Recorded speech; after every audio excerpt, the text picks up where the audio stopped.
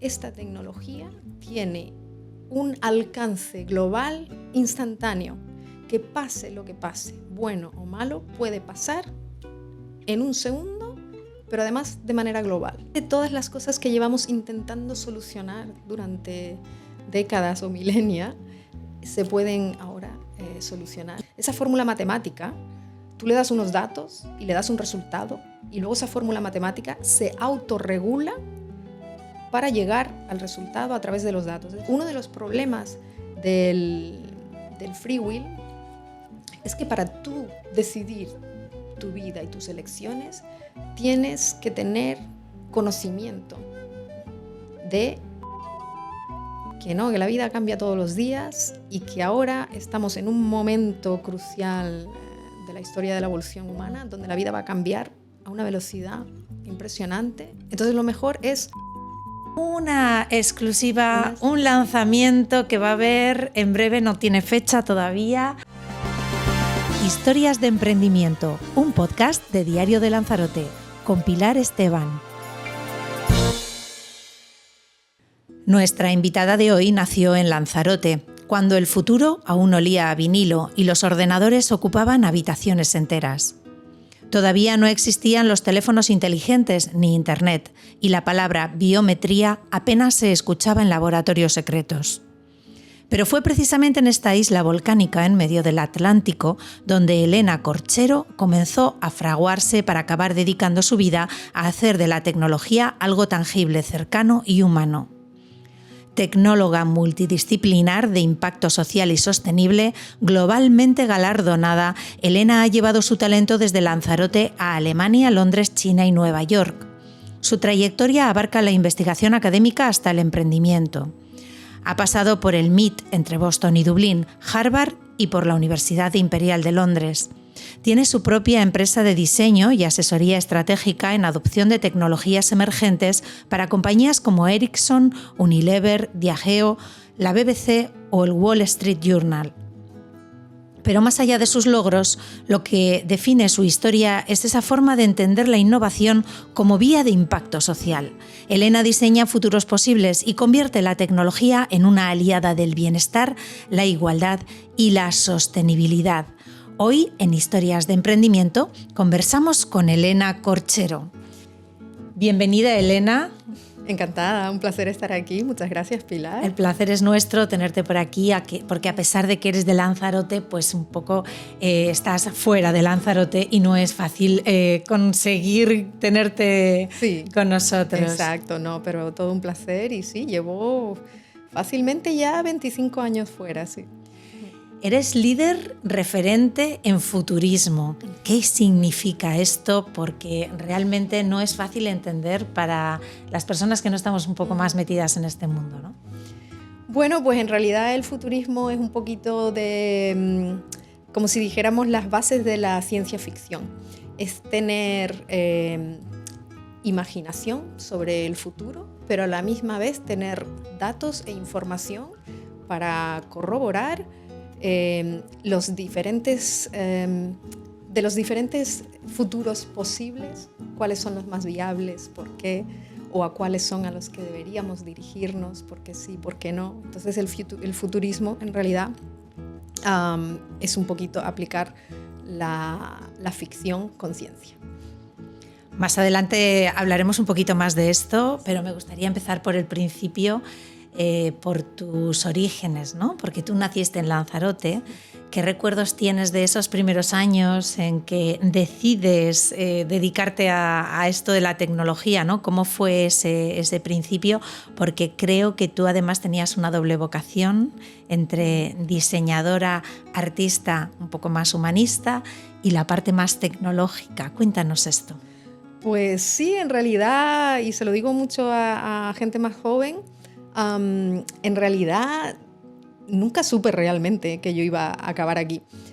Sí, yo nací en Lanzarote, pero de pequeña nos movimos mucho entre la península y Canarias, etc. Y bueno, mi madre es modista, entonces yo aprendí desde muy pequeña a hacer ropa y esto siempre a todas las niñas, ¿no? Nos encanta el mundo de la moda, etc. Y por eso yo pensaba que iba a tirar por ahí. Y se me daba bien porque cuando haces algo desde pequeño, pues quieras o no, se te va a dar bien. Tienes una educación visual, como si dijéramos desde muy pequeño, ¿no? Del diseño. Luego mi padre, que de mayor se hizo abogado, de mucho más mayor se hizo abogado, pero él era ingeniero agrónomo y de hecho era el director de agricultura de aquí de Lanzarote. El cabildo de Lanzarote. Exacto.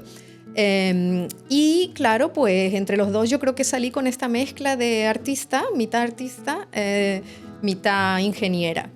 Pero luego cuando llegó la hora de escoger carrera, yo he sido de ciencias, se me daba, la verdad es que tuve suerte, se me daban las matemáticas, la ciencia y tal, pero en casa mi padre quería que yo fuese abogada, que yo tenía que hacerme abogada y lo intenté por 2 años, pero realmente, y esto no sé de dónde viene, pero realmente yo notaba algo dentro de mí que no cuadraba y de incluso sentirme como deprimida, como esto no es solo no me gusta o me aburre o algo así, porque no es el caso. El derecho es súper interesante y de hecho luego ha vuelto en otras maneras en mi vida. Sí. Luego todo suma, ¿no? Sí. Pero en ese momento, pues sí, interiormente cuando yo era más joven, el mundo del diseño todavía me estaba tirando demasiado y no me sentía realizada y fueron 2 años muy duros.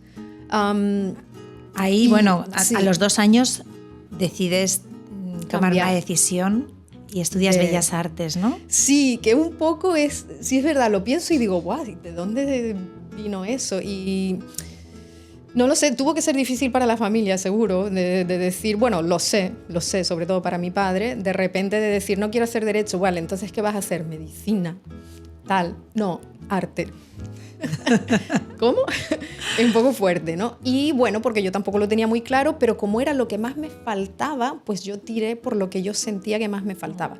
Luego ya, al estar en arte, sí que me di cuenta que tampoco era eso exactamente. Pero ya probando varias cosas, que creo que eso es muy importante también para la gente joven, si pueden probar varias cosas y en arte aprendes un poco de todo porque estudias anatomía, estudias pintura, escultura, etc.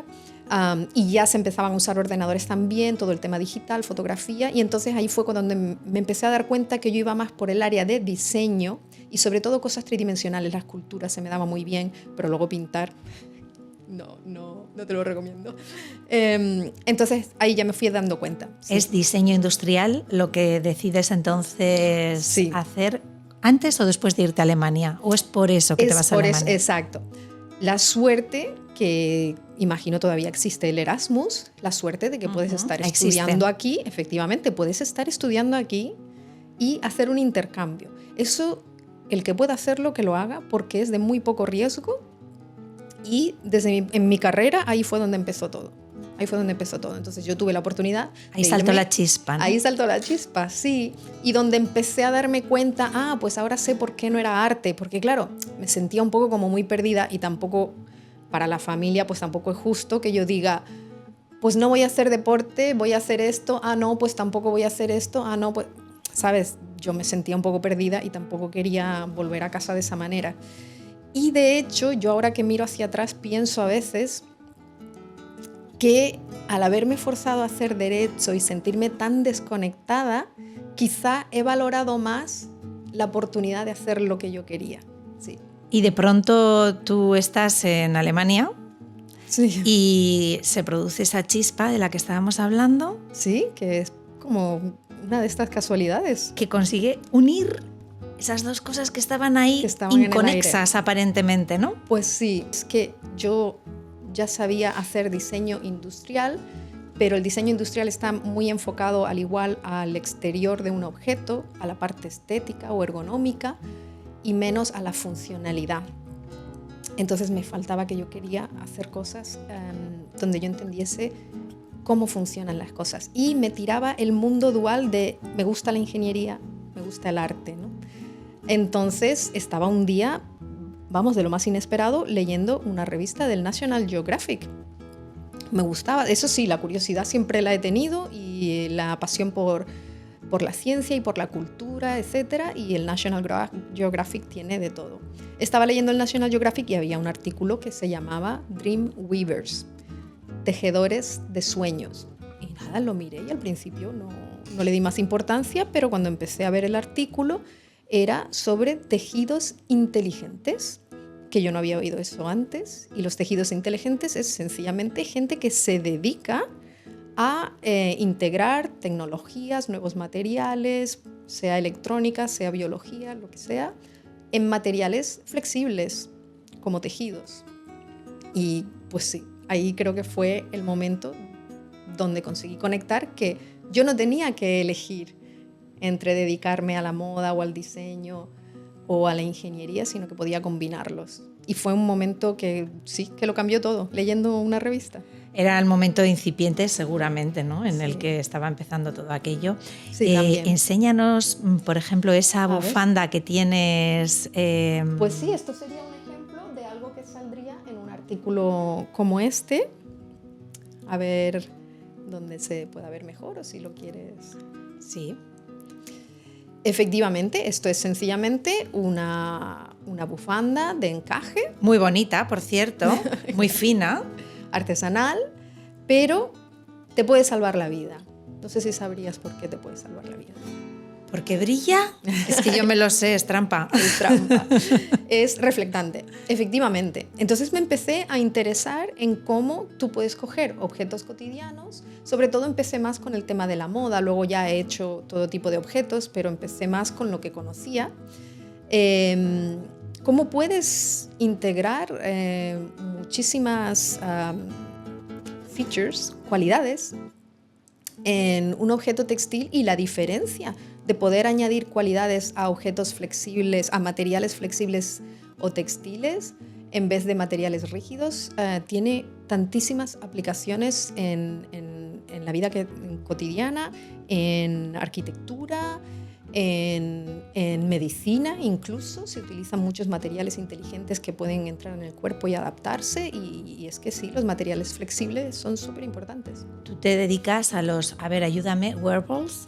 Wearables, que son cosas no que se pueden poner, traducción. ¿no? Sí. Son cosas ponibles, o sea, Exacto. Todo lo que se pueda poner. Mira, lo más, lo que entiende casi todo el mundo es el smartwatch, ¿no? El reloj inteligente. Y bueno, una de las penas, como si dijéramos, es que el mundo wearable, que yo ya llevo metida en este tema más de 20 años, lo que la gente conoce son pues aún cosas bastante rígidas, ¿no? Como el teléfono o las gafas. O que la tecnología es como demasiado patente, no es muy evidente, ¿no? Muy evidente, no es integrado, exacto. Pero sí existen, y de hecho en el mundo de la moda y sobre todo en atletismo, en deporte, ya hay materiales impresionantes de nuevas tecnologías, aunque no sea electrónica. ¿Sí? Volvemos a ese recorrido de tu formación en el que te vas al MIT Media Lab de Dublín. Sí, mucha suerte. El MIT, el Instituto Tecnológico famoso de Massachusetts, sí. Donde todo científico quiere ir, ¿no? Sí. Todo tecnólogo quiere ir.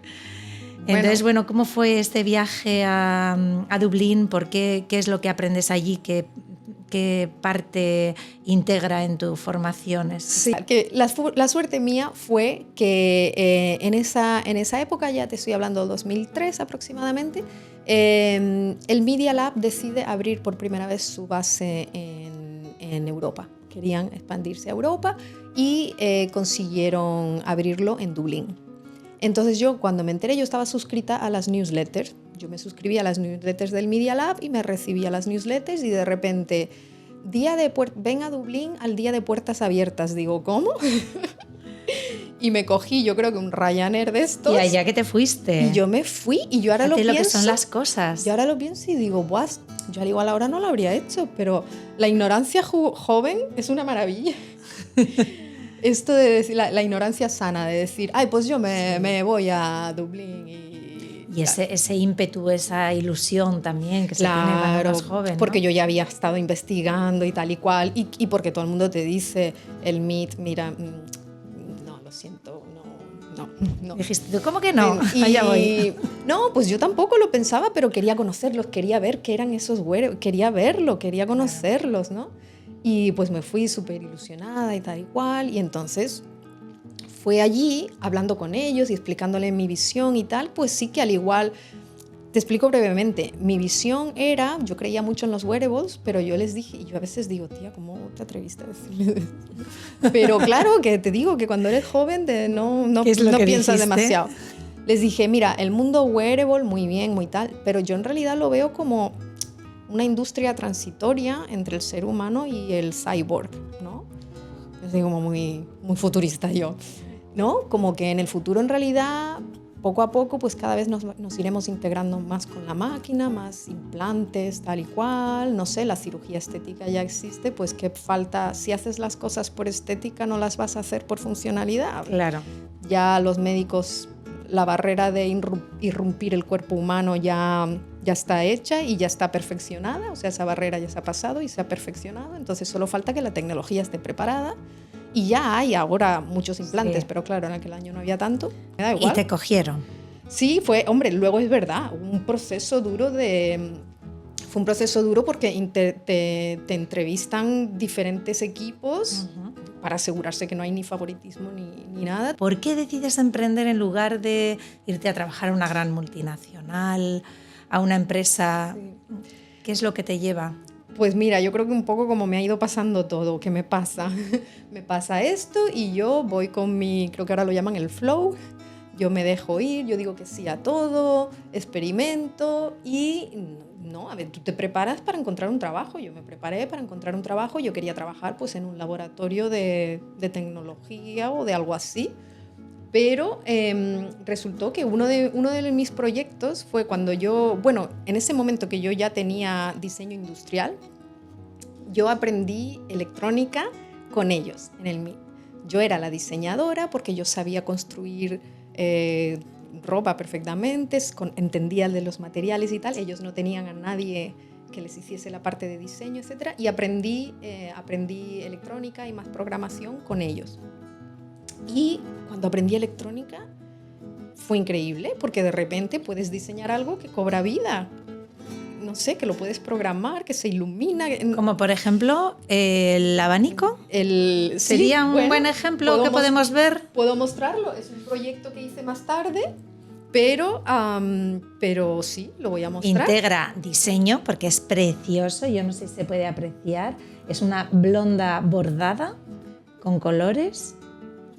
Y sí. Puntillas, así, súper bonita. Sí, aquí se ve. Ah, mira, ahí se ve muy bien, precioso, o sea, como tela es una tela preciosa. Y luego lleva unos pequeños paneles solares. Sí, ya ves. Para captar la energía. Exacto. Sí, y un circuito que simula el mismo diseño. Esto podría servir pues para cargar el móvil, para dar luz. Bueno, efectivamente, sí, podría servir para cargar el móvil, pero como esto era una pieza de arte, una pieza elegante de arte, yo lo diseñé por el lado de moda sostenible. Yo siempre pensé, y era parte de lo que le decía yo al MIT, digo, si de verdad vamos a llevar la tecnología con nosotros siempre, ¿cuál es la parte sostenible? Porque la electrónica no es de los materiales, no se puede reciclar, ¿cuál es la parte sostenible? Entonces uno de mis proyectos fue cómo integraríamos energías renovables en cosas portátiles que llevamos a todos lados y cómo las hacemos que sean elegantes, que tú las quieras utilizar, que no sea esta cosa técnica, ¿no? Tecnológica, como si dijéramos. Yo era un poco como adoro la tecnología, pero no me gusta la estética de la tecnología. Y lo que hacen estas piezas es que si las usas durante el día, también tenía un parasol, no, una sombrilla. ¿Una sombrilla? También tenía una sombrilla así toda de encaje muy bonita. Si la utilizas durante el día, te premia con luz por la noche. Entonces tú llegas a casa y en vez de guardar el abanico, lo pones en una mesita o donde quieras. El parasol, la sombrilla, de hecho, lo puedes colgar en cualquier sitio. Como una techo, lámpara. Y te hace como de un candelabro, como una lámpara, pero no necesitas sin enchufes, ni cables, ni nada. Sí, en uh-huh. realidad es muy útil si lo miras, pero bueno, una pieza de diseño y te premia con la luz si lo usas. Y esto es muy interesante porque tú todo lo que haces tiene un gran impacto social. Unes sostenibilidad con tecnología y además que sea algo que también sea humanista de alguna manera, ¿no? O sea, son como varios conceptos que yo creo que un poco esa es tu, digamos, tu singularidad, ¿no? Sí, Exacto, sí, mi estilo, que me he dado cuenta después de haber hecho varios trabajos y varias piezas, que he dicho, pues aquí hay un hilo conductor, que no es una cosa que yo haya hecho a conciencia en realidad. Es que te digo que la mente tiene sus propias formas de manejarse si la dejas, ¿no? Y efectivamente mi trabajo, y quién sabe si a veces pienso por haber estudiado Derecho también, Claro. mi trabajo, una de las particularidades que yo creo que me ha hecho reconocida es que yo trabajo con nuevas tecnologías, pero siempre de cara a que tengan un impacto social para contribuir a la humanidad a cualquier nivel y cuando se pueda también sostenible. Hemos hablado de humanismo, sí, de sostenibilidad, de todas estas de todo, cosas, sí, de emociones, de bueno. Cuéntame entonces, ¿cuál es tu posición frente a la IA desde esa perspectiva humanista que tú tienes en tu trabajo y en tu vida, imagino, en general? Para mí, una de las fuerzas de mi trabajo ha sido que yo siempre que trabajo con una tecnología la intento conocer primero. Conocerla bien, Vale. hacerla con mis propias manos, programarla, aprender, relacionarme con gente de esa especialidad, etc. Una inmersión absoluta, ¿no? Exacto, sí. Bueno, como muchos actores dicen que se tienen que totalmente sumergir en el personaje, en ¿no? el personaje y van, ¿no? Pues sí, la verdad es que es muy similar. Entonces, en este momento, que eso sí es cierto, esto es un momento crucial en la historia. Es un momento crucial en la historia, es un antes y un después. Eso sí que es verdad, que eso hay que aceptarlo. Y es un cambio fuertísimo, porque la inteligencia artificial, bueno, no la inteligencia artificial en sí, la inteligencia artificial es una herramienta, una tecnología, pero todas las tecnologías se apoyan en todas las tecnologías que hayan venido antes. Por ejemplo, cuando la gente dice el ChatGPT de la noche a la mañana consiguió, pues ya no me sé el número, me lo solía saber, no sé cuántos usuarios. Suscritos, ¿no? Sí, usuarios. Vale, pero ¿por qué? Porque ya existía el social media, ya existía Instagram, Twitter, etcétera, etcétera. Entonces cualquier cosa se apoya en lo anterior, ¿no? Exacto. Cualquier tecnología. La inteligencia artificial se apoya en que ahora tenemos la nube, que antes no existían los datos en nube, la cantidad de datos que tenemos y los chips, tipo chips NVIDIA paralelos, ¿no? Chips gráficos que permiten procesación paralela. ¿Procesamiento? Sí, las palabras, perdona, pero nada, a veces el español se me escapa un poco. No pasa nada, estás acostumbrada al inglés y es... Entonces, si piensas en, es que si no hubiésemos tenido la nube, no estaba la inteligencia artificial todavía allí. Y de hecho, desde los años 50 ya hay muchos proyectos de inteligencia artificial, imagen, reconocimiento de imagen, etcétera, pero no se tenían los chips que se tienen ahora, etcétera. Entonces siempre vas a necesitar, ¿no? Y entonces nos vemos en un momento donde esta tecnología tiene un alcance global instantáneo, que pase lo que pase, bueno o malo, puede pasar en un segundo, pero además de manera global. La belleza de la inteligencia artificial es lo que es capaz de hacer. O sea, es que absolutamente todas las cosas que llevamos intentando solucionar durante décadas o milenias se pueden ahora solucionar y todo instantáneamente. Esto con una pequeña parte del cerebro. Exacto, que me comentabas que sí. Que solo se conoce una pequeña parte y que solo se ha utilizado en la inteligencia artificial esa pequeña parte. En realidad todos nosotros, seres humanos, somos tan privilegiados de tener un órgano que se llama cerebro. Es impresionante lo que tenemos en tan poco espacio, tan eficiente en el gasto de energía, etcétera. Es impresionante. Pero es un órgano del que no sabemos tanto. Pues de lo poco que sabemos, cómo funciona una neurona, cómo interactúa con las otras neuronas, cuando aprendes algo nuevo, etcétera. De lo poco que sabemos, se ha replicado unas fórmulas matemáticas que replican más o menos ese funcionamiento y se llama el perceptrón. El primero se llamó el perceptrón y es intentar trasladar cómo funciona el cerebro, que en realidad es química, Y nos sorprendemos con la inteligencia artificial exacto. cuando deberíamos sorprendernos del cerebro que tenemos, ¿no? Los seres humanos. Bueno, y de cualquier persona fascinada por la ciencia lo sabe, de todo lo que hace la biología, la naturaleza, es sí, belleza pura, sí. Y tenemos un cerebro. ¿Qué pasa? Que claro, el cerebro, al ser biológico, al estar encapsulado en un cuerpo, etcétera, etcétera, tiene ciertas limitaciones en cuanto a la capacidad de análisis de datos y a la parte de la memoria y a la capacidad de análisis de datos que la AI sí tiene. La inteligencia artificial, evidentemente, puede analizar y recordar matemáticamente con 0,000, ¿sabes? Cualquier palabra o píxel o los datos que le entregues. Y claro, la mente, por su eficiencia, es más selectiva y no puede capturar y recordar todos esos datos. Ahí está la diferencia primordial y por eso es una herramienta tan valiosa. ¿Y qué podemos hacer los seres humanos con todo esto para seguir siendo humanos? Sí, bueno, de hecho yo espero que una de las cosas que aprendamos ahora, lo difícil del momento en el que vivimos ahora es que vamos a pasar un periodo de transición duro para muchos profesionales de hoy o para gente que está empezando en su carrera, porque muchos de los trabajos principiantes ya los puede hacer la inteligencia artificial, ¿no? Porque se usa como un asistente de programación o de diseño o de lo que sea. Entonces, esos trabajos primeros están difíciles.